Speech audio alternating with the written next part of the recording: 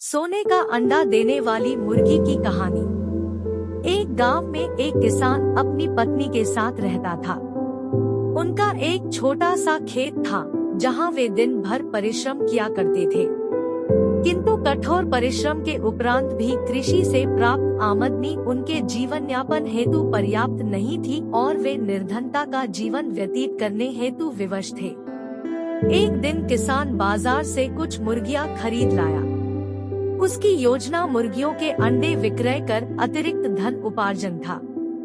अपनी पत्नी के साथ मिलकर उसने घर के आंगन में एक छोटा सा दरबा निर्मित किया और मुर्गियों को उसमें रख दिया।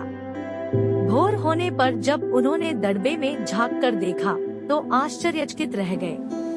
वहाँ अन्य अंडों के साथ एक सोने का अंडा भी पड़ा हुआ था। किसान उस सोने के अंडे को अच्छी कीमत पर जौहरी के पास बेच आया। अगले दिन फिर उन्होंने दड़बे में सोने का अंडा पाया। किसान और उसकी पत्नी समझ गए कि उनके द्वारा पाली जा रही मुर्गियों में से एक मुर्गी अद्भुत है। वह सोने का अंडा देती है।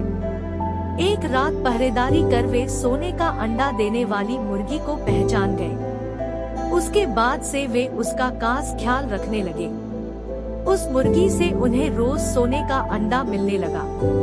उन अंडों को बेचकर किसान कुछ ही महीनों में धनवान हो गया। किसान अपने जीवन से संतुष्ट था, किंतु उसकी पत्नी लोभी प्रवृत्ति की थी।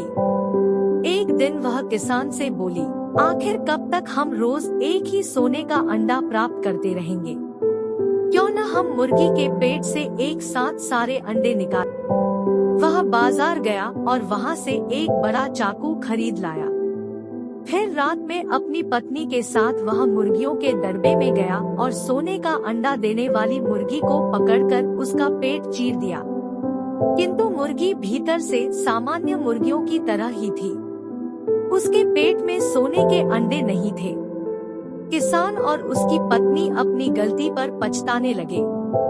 अधिक सोने के अंडों के लोभ में पड़कर वे रोज मिलने वाले एक सोने के अंडे से भी हाथ धो बैठे थे। सीख, लालच बुरी बला है।